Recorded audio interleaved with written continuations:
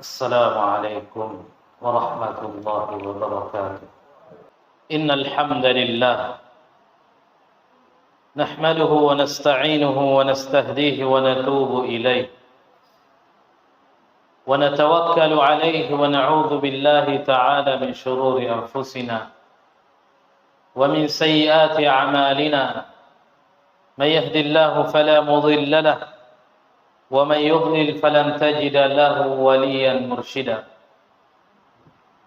اللهم صل وسلم وبارك على نبينا وحبيبنا ومولانا محمد وعلى آله وصحابته ومن سار على نهجه واستنى بسنته واهتدى بهديه إلى يوم لا ينفع مال ولا بنون إلا من أتى الله بقلب سليم. قال الله تعالى في كتابه الكريم: أعوذ بالله من الشيطان الرجيم. يا أيها الذين آمنوا اتقوا الله حق تقاته ولا تموتن إلا وأنتم مسلمون. وقال في آية أخرى: يا أيها الذين آمنوا اتقوا الله وكونوا مع الصادقين. أما بعد فيا عباد الله، اتقوا الله ربكم الذي أنتم به مؤمنون، واتقوا يوما ترجعون فيه إلى الله ثم توفى كل نفس ما كسبت وهم لا يظلمون. معاشر المسلمين، إخوة الإيمان رحمني ورحمكم الله جميعا.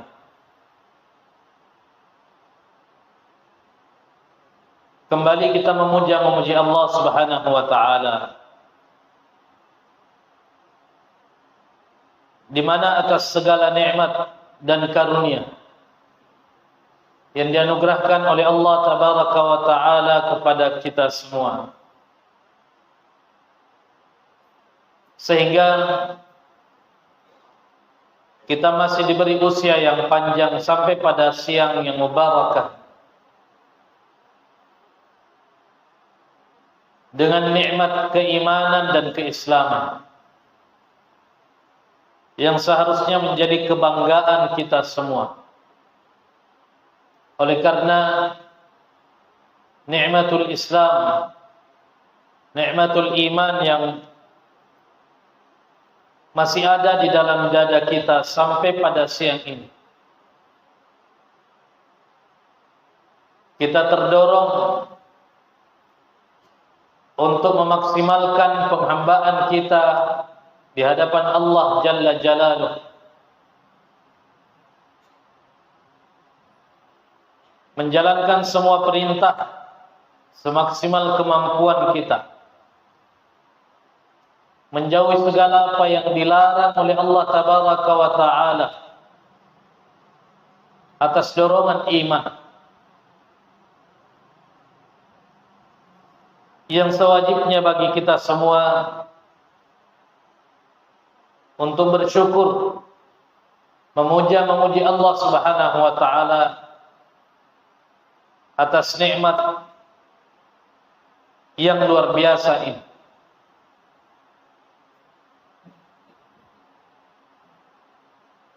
Sembari kita berdoa memohon kepada Allah, semoga segala aktivitas kita,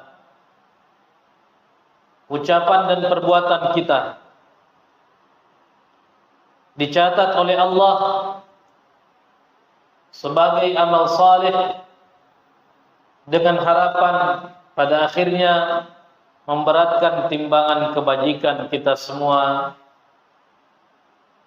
di akhirat nanti di hadapan Allah Jalla Jalaluh.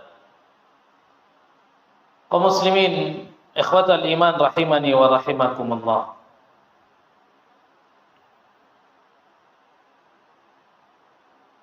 Bukan sesuatu yang asing lagi dalam kajian-kajian Islam kita. dalam khutbah-khutbah Jumat setidaknya lebih dari 1 bulan terakhir ini. Kita sering mendengarkan arahan dan nasihat terkait peristiwa yang sampai saat ini dialami oleh saudara-saudara kita yang ada di Palestina. Banyak perenungan, banyak ibrah, banyak nasihat yang sudah kita dengarkan terkait dengan peristiwa yang besar yang menimpa saudara-saudara kita di sana. Tentu ini bahagian dari kepedulian kita. Oleh karena keimanan kita tidak bisa terpisahkan dari sejarah perjalanan suatu tempat yang diberkahi oleh Allah Tabaraka wa Ta'ala, yang bahkan termaktub di dalam ayat-ayat Allah Subhanahu wa Ta'ala di dalam Al-Quran. Tanah yang diberkahi,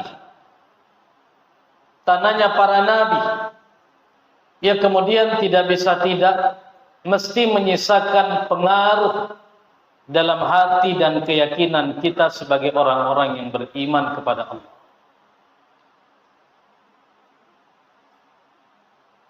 Maka itu pada kesempatan Jumat yang berbahagia ini,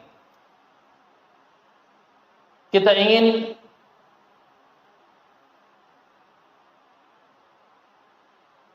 menghayati apa motivasi yang kemudian mengarahkan kita untuk memberikan perhatian terhadap peristiwa-peristiwa seperti ini, khususnya yang dialami oleh saudara-saudara kita yang ada di Palestina. Apa korelasinya dengan nilai-nilai keimanan kita?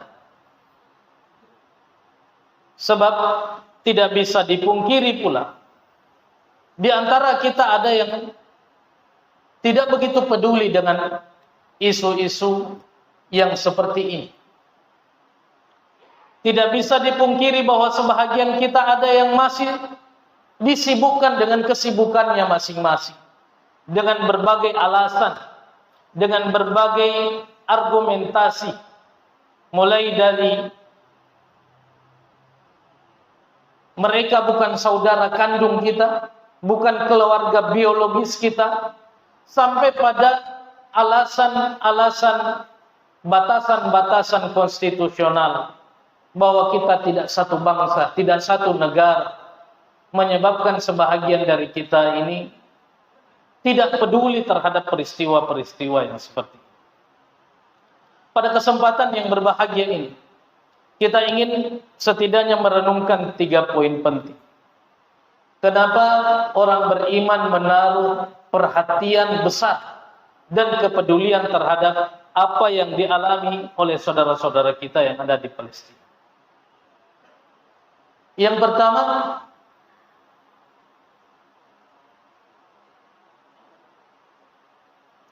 kepedulian kita bukan hanya didorong oleh rasa kemanusiaan,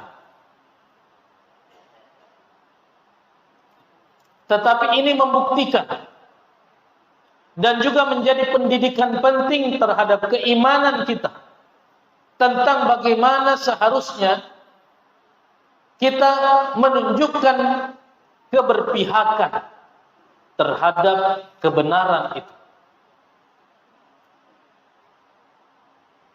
Pertikaian saudara-saudara kita yang ada di Palestina, permusuhan dan peperangan mereka terhadap orang-orang Yahudi, orang-orang kafir, dan semua bangsa yang mencoba mendukung penjajahan dan pembantaian ini. Ini bukan lagi tentang nilai-nilai kemanusiaan yang kemudian kita peduli, tetapi kita mesti memahami bahwa inilah hakikat pertarungan antara kebenaran dan kebatilan. Inilah hakikat pertarungan dan pertikaian yang panjang antara al-haq dan al-batil.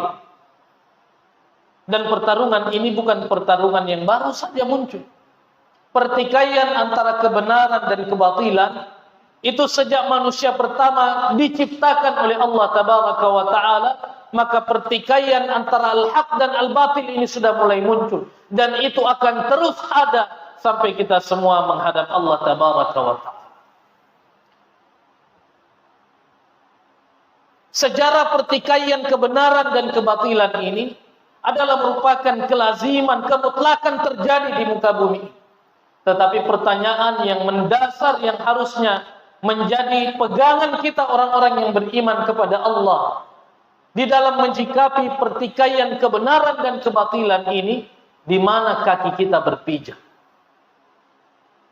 Ketika kita melihat pertarungan kebenaran dan kebatilan, di mana kita berbaris? Apakah kita berada di barisan kebenaran atau kita berada di barisan kebatilan? Ini yang seharusnya menjadi nasihat penting bagi kita semua, khususnya menyikapi peristiwa yang dialami, pembantaian yang dialami oleh saudara-saudara kita yang ada di Gaza. Di mana posisi kita dan keberpihakan kita terhadap pertikaian antara kebenaran dan kebatilan. Sebab keberpihakan tidak pernah boleh berada di area abu-abu. Mesti diperjelas, bahkan diumumkan. Karena ini adalah kewajiban yang digariskan oleh Allah Subhanahu wa Ta'ala di dalam banyak ayat di dalam Al-Quran. Salah satunya yang tadi kita bacakan pada muqaddimah, bagaimana Allah Subhanahu wa Ta'ala memerintahkan kita untuk memperjelas posisi kita tentang keberpihakan kita terhadap kebenaran. Allah Subhanahu wa Ta'ala mengatakan, ya ayyuhalladzina amanu. Ini seruan khusus bagi kekasih Allah yang mengaku beriman. Wahai orang-orang yang mengaku beriman, ittaqullah, bertakwa kepada Allah Tabaraka wa Ta'ala, wa kunu ma'as sadiqin, dan jadilah kalian bersama orang-orang yang benar. Ini perintah untuk memastikan dan bahkan mengumumkan keberpihakan kita terhadap kebenaran. Jadilah kalian bersama orang-orang yang benar. Tunjukkan keberpihakan kalian terhadap kebenaran. Tunjukkan kesetiaan dan dukungan kalian terhadap nilai-nilai kebenaran. Ini tidak boleh berada di area abu-abu yang seolah-olah kita ingin bermain politik untuk kemudian menunjukkan yang mana yang menguntungkan, maka kita berpihak pada pihak itu. Yang mana yang tidak menguntungkan, maka kita tidak mau mengumumkan meskipun kita berada di lingkaran itu. Tapi Allah Subhanahu wa Ta'ala mengajak orang-orang yang beriman, tentukan keberpihakanmu terhadap kebenaran, tentukan keberpihakanmu terhadap orang-orang yang benar. Sebab dalam doktrin keimanan kita, keberpihakan kepada kebenaran itu tidak ditentukan oleh hitung-hitungan menang atau kalah. Doktrin keimanan kita tentang keberpihakan terhadap kebenaran itu tidak ditentukan dengan hitung-hitungan jumlah, tidak. Doktrin keimanan kita tentang keberpihakan kita terhadap kebenaran tidak ditentukan dengan jumlah dan kelengkapan dan kecanggihan alat-alat yang digunakan untuk berpihak kepada kebenaran, tidak.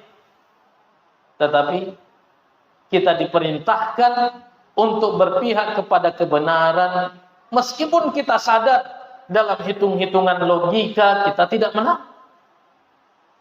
Karena ini bukan tentang menang kalah. Keberpihakan terhadap kebenaran itu bukan tentang menang atau kalah, tetapi ini tentang bagaimana mempertanggungjawabkan nikmat yang sudah diberikan oleh Allah Tabaraka wa Ta'ala kepada kita semua. Nikmat iman, nikmat kesehatan, nikmat harta, nikmat ketenangan, nikmat tenaga. Untuk kemudian kita bisa mempertanggungjawabkan semua itu di hadapan Allah Tabaraka wa Ta'ala. Bahwa kita sudah berpihak kepada kebenaran meskipun terlihat tidak punya pengaruh besar. Kunu ma'as sadiqin.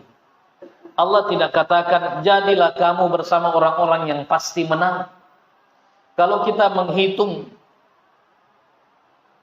kekuatan militer, apa yang bisa kita sumbangkan dibanding kehebatan negara-negara yang menganggap dirinya superpower dengan kehebatan teknologi, persenjataan, jumlahnya. Tetapi sekali lagi, keberpihakan kita tidak boleh diukur dari itu. Keberpihakan kita ukurannya satu. Kalau ini benar, maka saya harus berada di barisan itu. Kalau ini salah, maka saya harus menghindari barisan-barisan kesalahan itu, keburukan itu. Meskipun kalau toh pada akhirnya kita harus mendapatkan kekalahan di dunia, tetapi kita bisa mempertanggungjawabkan itu di akhir. Dalam salah satu kisah Israiliyah, tetapi ini tentu untuk memotivasi kita, bahwa ketika berkobarnya api yang diperuntukkan untuk melemparkan Nabiullah Ibrahim alaihi salam ke dalam kobaran api yang besar itu, ada seekor burung kecil dengan paruhnya yang kecil itu mengambil air lalu menyiram api yang besar. Sangat tidak logis, sangat tidak masuk akal, bahkan tidak ada hitung-hitungan menang kalahnya. Bagaimana mungkin paruh yang kecil yang membawa debit air yang sangat kecil ini bisa memadamkan api yang berkobar yang begitu besar? Sehingga di dalam kisah Israiliyat ini dikatakan ada seekor binatang yang lain menanyakan, apa pengaruhnya paruhmu yang kecil itu untuk memadamkan api yang besar? Tapi jawaban burung kecil ini seharusnya menjadi motivasi besar bagi kita semua orang-orang yang berilmu. Burung kecil ini kemudian mengatakan, iya, saya sadar juga bahwa air yang bisa dibawa ditampung oleh paruh saya ini tidak mungkin bisa memadamkan kobaran api yang besar itu. Tetapi dengan sikap saya seperti ini, saya bisa mempertanggungjawabkan di hadapan Allah Tabaraka wa Ta'ala bahwa saya sudah melibatkan diri dalam kebenaran. Ini bukan tentang menangkap, tetapi seberapa besar keberpihakan kita terhadap kebenaran. Ikhwatal iman rahimani wa rahimakumullah. Memang orang-orang munafik ini selalu mendatangkan keraguan seperti ini. Selalu menghasut kita untuk tidak berpihak kepada kebenaran dengan berbagai alasan yang memang terkadang masuk akal. Kita membantu saudara-saudara kita di Palestina, lalu kita katakan, untuk apa membantu? Di sini juga masih banyak yang kelaparan. Tidak usah peduli. Toh kita jauh. Belum tentu juga kita bisa menang. Bahkan ketika ada saudara-saudara kita yang mencoba membatasi diri terhadap produk-produk yang dianggap menjadi afiliasi atau setidaknya memberikan bantuan terhadap penjajahan, lalu dikatakan, apa pengaruhnya? Apa pengaruhnya kamu membatasi diri terhadap produk-produk itu? Toh tidak ada pengaruh apa-apa. Kamu tidak bisa membeli ratusan juta. Ya. Kerja-kerja orang munafik memang selalu melemahkan. Dan ini sudah digambarkan oleh Allah ketika Nabi SAW melalui beberapa peperangan. Dalam perang Uhud, umat Islam kalah. Nabi sampai terluka. Ketika umat Islam kembali dengan penuh dengan penuh kesedihan karena Nabi SAW juga ikut terluka. 70 kaum muslimin yang mati syahid dalam peperangan Uhud. Apa kata orang-orang munafik? Ku bilang memang. Coba duduk engkau di sini, kamu tidak terbunuh. Coba lihat. Orang-orang munafik selalu melemahkan. Bahkan di dalam perang Tabuk, ketika Nabi SAW mengumumkan untuk berjihad di jalan Allah dalam perang Tabuk, perang yang dilakukan oleh Nabi di musim panas yang luar biasa, di masa-masa paceklik, di masa-masa susah, krisis ekonomi yang melanda umat Islam pada waktu itu. Orang-orang munafik banyak yang minta izin dari Nabi SAW untuk tidak ikut berperang. Bahkan bukan hanya minta izin tidak ikut, mereka menggembosi orang-orang yang melibatkan dirinya dalam jihad yang luar biasa ini dengan mencoba melemahkan iman mereka. Ada orang yang datang kepada Nabi sallallahu alaihi wasallam, tidak bisa bersedekah sebagai bekal peperangan Nabi sallallahu alaihi wasallam, lalu dia bawa anaknya, dia katakan, ini anakku, dia bawa dia untuk berjihad ya Rasulullah. Mudah-mudahan saya juga bahagian dari mereka. Mengerahkan semua apa yang dia bisa sumbangkan. Abu Bakar As-Siddiq menyumbangkan 100% hartanya dalam perang Tabuk. Umar bin Khattab menyumbangkan 50% hartanya dalam perang Tabuk. Sehingga banyak dari kalangan yang lain yang merasa sedih karena tidak punya banyak untuk disumbangkan dalam jihad itu. Lalu orang-orang munafik mencoba untuk mempengaruhi dan menghina orang-orang yang menyumbangkan sumbangan-sumbangan besar dalam rangka peperangan jihadnya Nabi sallallahu alaihi wasallam. Lalu diabadikan oleh Allah Subhanahu wa taala di dalam surah At-Taubah, alladzina yalmizuna al-mutawwi'ina minal mu'minina fi shadaqah. Orang-orang munafik ini mencoba mempengaruhi orang-orang yang menginfakkan hartanya dengan sukarela di jalan Allah Subhanahu wa taala dengan berbagai macam bentuk pengaruh. Maka sekali lagi yang mesti kita jadikan sebagai renungan dalam perjalanan panjang penjajahan yang dialami oleh saudara-saudara kita di Palestina, tidak peduli kecil atau besar keterlibatan dan keberpihakan kita, kita mesti menunjukkan sikap bahwa kita wajib menunjukkan, bahkan mengumumkan keberpihakan kita kepada kebenaran apapun yang terjadi. Karena ini akan kita pertanggungjawabkan di hadapan Allah Tabaraka wa Ta'ala. Kemudian yang kedua, dari peristiwa ini kita belajar tentang bagaimana kemanusiaan yang diajarkan dalam nilai-nilai keimanan kita. Pertarungan antara kebenaran dan kebatilan tidak menjadi alasan bagi orang-orang Islam, orang-orang beriman untuk tidak berakhlak dan tidak beretika. Dan ini mestinya menjadi contoh nyata dalam kehidupan kita sehari-hari. Jangankan bertikai dengan sesama muslim, jangankan bertikai terhadap sesama orang yang beriman dengan berbagai alasan pertikaian, boleh jadi karena beda pilihan, beda dukungan, dan beda segala-galanya. Bertikai antara kebenaran dan kebatilan sekalipun, kita wajib menunjukkan akhlak dan nilai-nilai keislaman yang luhur. Itulah keistimewaan Islam. Nabi sallallahu alaihi wasallam sudah membangun satu aturan main dalam peperangan yang kemudian diadopsi dalam nilai-nilai internasional. Bagaimana aturan peperangan yang disadari atau tidak,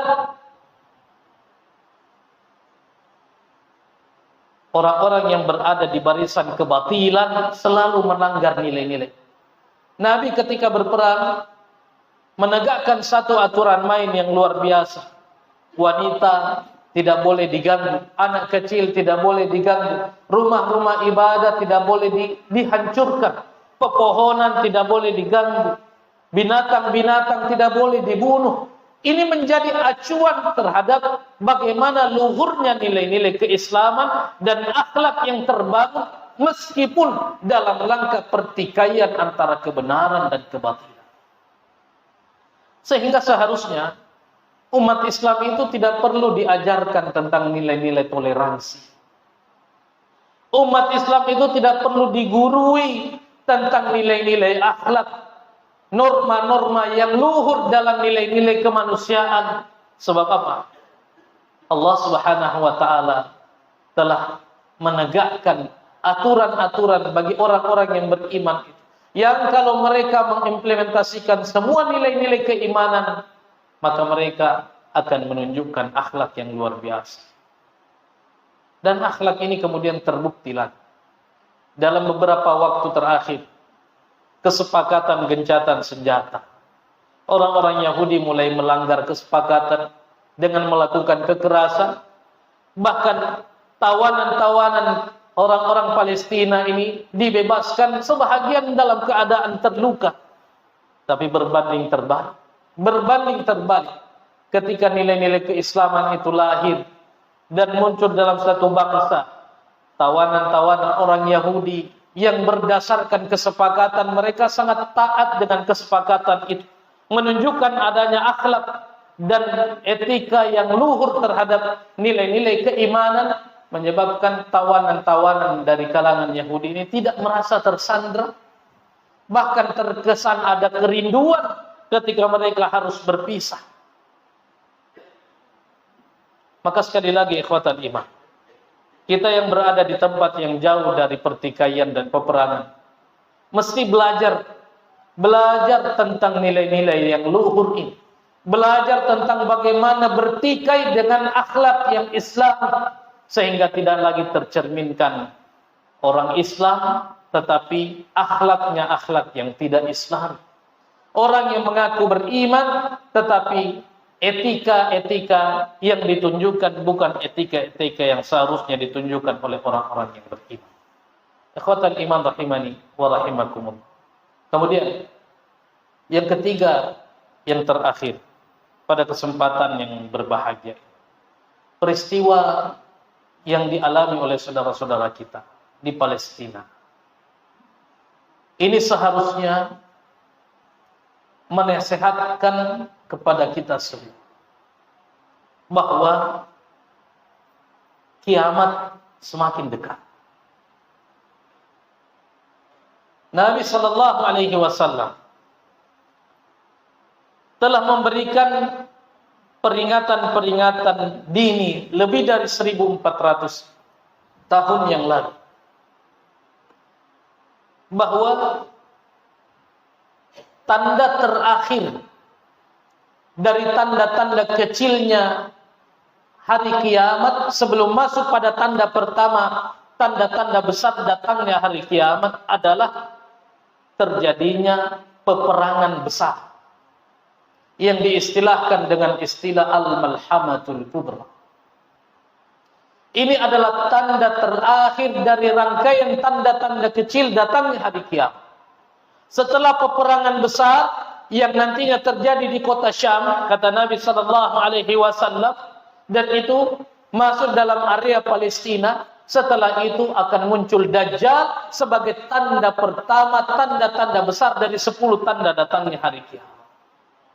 Kita mesti menyadarkan diri, kejadian-kejadian ini lambat laun akan menggiring kita pada peristiwa yang dijanjikan oleh Allah Subhanahu wa taala, yakni peristiwa kehancuran dahsyat yang kita istilahkan dengan istilah hari kiamat, hari kehancuran. Pertanyaan yang mendasar, ketika hari itu semakin dekat, apa yang kita persiapkan? Apa yang sudah kita persiapkan? Bekal apa yang sudah kita himpun untuk kemudian menghadapi hari yang dahsyat yang dijanjikan oleh Allah Subhanahu wa taala pasti akan tiba. Hari di mana tidak ada lagi kepedulian antara satu dengan yang lain.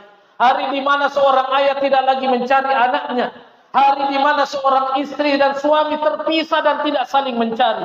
Bahkan seorang ibu yang sedang menyusui anaknya akan kabur meninggalkan anaknya yang sedang disusuinya karena dahsyatnya hari itu. Hari yang kita semua menyadari, meyakini bahwa setiap detik yang berlalu akan membawa kita pada dekatnya kita terhadap hari yang dijanjikan itu. Seorang Arab Badui 14 abad yang lalu pernah bertanya kepada Nabi sallallahu alaihi wasallam, "Ya Rasulullah, mata saat, kapan hari kiamat?" Nabi tidak menjawab dengan hitung-hitungan. Nabi tidak menjawab dengan hitungan tahun, hitungan hari.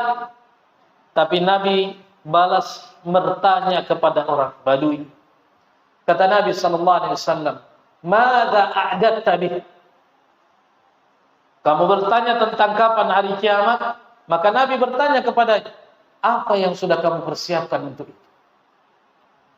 Artinya, persiapan mutlak harus dimiliki oleh semua orang yang mengaku beriman. Terlebih kesadaran kita bahwa peristiwa-peristiwa yang sedang terjadi di alam semesta ini dimanapun berada.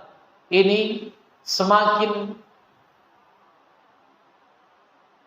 meyakinkan diri kita bahwa ini akan semakin membawa kita kepada satu hari yang dijanjikan oleh Allah Subhanahu wa taala, di saat malaikat yang ditugaskan sudah meniup sangkakala sebagai tanda kehancuran alam semesta. Maka itu ikhwatal iman rahimani wa rahimakumullah. 3 poin ini mudah-mudahan menjadi nasihat untuk kita, pengingat terhadap kelalaian-kelalaian kita selama ini, agar kita semakin merapatkan barisan dalam barisan-barisan kebenaran, dan juga saling mengingatkan satu dengan yang lain terhadap kelalaian-kelalaian yang terjadi, agar kita bisa bergandengan di dunia, dan semoga kita semua bisa bergandengan sampai ke surga Allah tabaraka wa ta'ala. Ja'alani Allah wa iyyakum minal 'amilin wal faizin, wa adkhalani wa iyyakum bil jannati wan na'imil muqim. أقول قولي هذا واستغفر الله لي ولكم ولسائر المسلمين من كل ذنب فاستغفروه ويا فوز المستغفرين وتوبوا إليه ويا نجاة التائبين.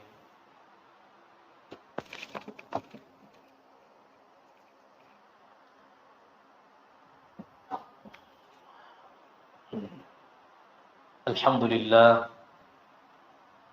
لله رب العالمين، ثم الصلاة والسلام على رسوله الكريم وعلى آله وصحابته ومن اهتدى بهديه إلى يوم الدين. أما بعد أيها الناس، اتقوا الله ربكم الذي أنتم به مؤمنون، واتقوا يوما ترجعون فيه إلى الله ثم توفى كل نفس ما كسبت وهم لا يظلمون. ومسلمين sidang jamaah Jumat yang dimuliakan dan dirahmati oleh Allah Subhanahu wa taala. Itulah perenungan kita pada Jumat yang mubarakah ini, yang mudah-mudahan mengingatkan diri kami pribadi sebagai khatib dan juga para jamaah sekalian untuk menentukan keberpihakan kita kepada kebenaran, kecintaan dan loyalitas kita terhadap orang-orang yang benar, agar kita bisa mempertanggungjawabkan semua nikmat yang sudah dianugerahkan oleh Allah Subhanahu wa taala. Karena keyakinan kita, tidak ada satupun nikmat yang kita gunakan kecuali pada akhirnya akan dimintai pertanggungjawaban di hadapan Allah. Tsumma latus'alunna yawma idzin 'anil na'im. Pada akhirnya kita semua akan ditanya dan dimintai pertanggungjawaban terhadap semua nikmat. Maka itu di penghujung khutbah Jumat kita ini, mari kita memanfaatkan waktu-waktu mustajab, waktu-waktu mulia di Jumat yang mubarakah ini, untuk kita menundukkan mata hati kita, kepala kita bermunajat, berdoa kepada Allah Subhanahu wa taala. Allahumma inna nas'aluka bi annana nashhadu bi annaka antallah la ilaha illa anta al-ahad as-samad alladhi lam yalid wa lam yulad wa lam yakul lahu kufuwan ahad. Allahumma inna nas'aluka bi asma'ika al-husna wa sifatika al-'ula. Allahumma inna nas'aluka bi ismika al-a'zam الذي إذا دعيت به أجبت وإذا سئلت به أعطيت يا مجيب السائلين يا أرحم الراحمين. اللهم اغفر للمسلمين والمسلمات والمؤمنين والمؤمنات الأحياء منهم والأموات إنك سميع قريب مجيب الدعوات وقاضي الحاجات. اللهم أرنا الحق حقا وارزقنا اتباعه وأرنا الباطل باطلا وارزقنا اجتنابه.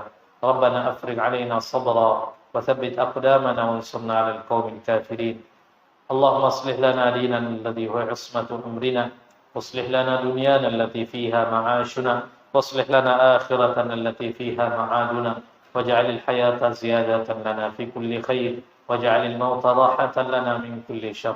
اللهم انصر إخواننا المستضعفين المحتلين في فلسطين، اللهم انصرهم ولا تنصر عليهم اللهم وحد صفوفهم واجمع كلمتهم على الحق والهدى اللهم تقبل شهداءهم واشف مرضاهم وجرحاهم اللهم عليك بأعدائهم اللهم عليك بهم فإنهم لا يعجزونك اللهم شتت شملهم وفرق جمعهم واجعل الدائرة تدور عليهم يا رب العالمين وصلى الله وسلم على نبينا محمد والحمد لله رب العالمين هدانا الله وإياكم أجمعين والسلام عليكم ورحمة الله وبركاته